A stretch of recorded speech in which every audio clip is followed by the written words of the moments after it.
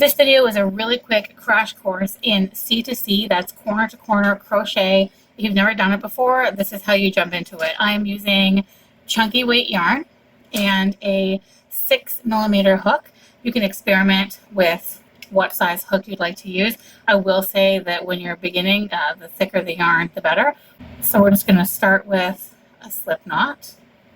And the very first thing we're going to do here is chain 6. 2, 3, 4, 5, 6. And now we're going to double crochet into the fourth from the hook. 1, 2, 3, 4. We're going to double crochet into this one and the next two under it. So 1, 2, 3, 4. That's this guy. Double crochet into this one and the next two after it. It's a little bit fiddly at the beginning, but that's okay. Okay, and now this is your very first square. Now, so that's your first row. Your first row is just one square.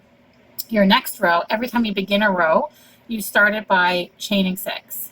2, 3, 4, 5, 6. And then just like before, we're going to double crochet into that fourth chain and the two right after it. So always the last 3.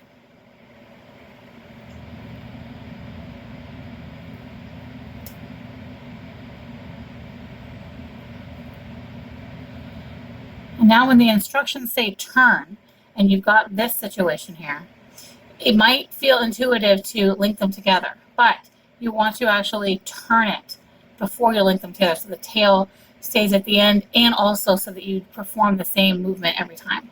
So when the instructions say to turn, it means you're looking at it kind of disjointed like this, and then you turn it. And now we're going to connect these two squares by going into that space that you made by skipping over those first chains. We're going to come in here and slip these two together. And now we're not quite done that row. We're halfway done that row. Now we're going to chain 3. Chain 3, and then we're going to double crochet into that same space 3 times. 1, 2, 3, and that's your second row. So at the beginning of each row, you're going to chain 6. Let's do another row. 3, 4, 5, 6. And then you count down 4. 1, 2, 3, 4. And then you double crochet into the last 3. So that's this fourth one down.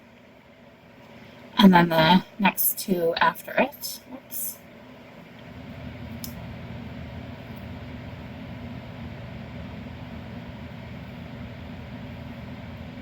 The first time I did this, I just stared at this because I couldn't figure out how they were supposed to join, but you're just turning it. You turn it, and then again, you slip into that next square to connect them. And then just like last time, and every time going forward, once you've slipped these two squares together, you chain 3, and then you double crochet 3 times into that same space. So 1, 2, 3. And then again, we're going to connect this to the next square, and then another chain 3, and then another 3 double crochets into that same space.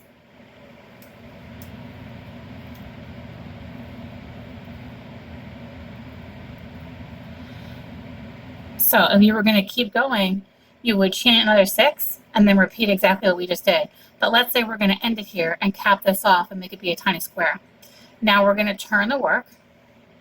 And now what we're going to do is we're going to slip 3 stitches to get to the end of the square. Slip 1, slip 2, and slip 3. Now we're at the end of the square. So we're going to do another chain 3 and double crochet 3 into that space.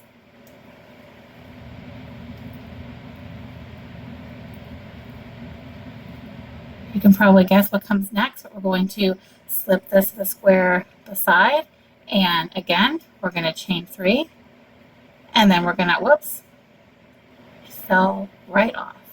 And then we're going to double crochet 3 times into that space.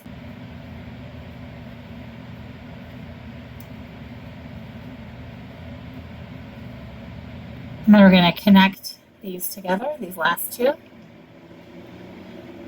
And then again from here, we're going to turn this around, and we're going to slip the next 3 stitches, just like we did last time, so that we're at the beginning of this square.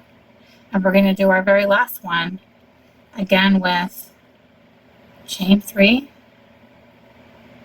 and double crochet 3 into that space.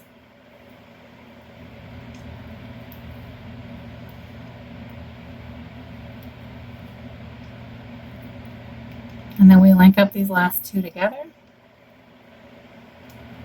And there you go. Ta-da! Just have to remember that as you begin a new row, you chain 6 to start that first square, and then after that you're only chaining 3, but you're always double crocheting 3 times into the space that you made.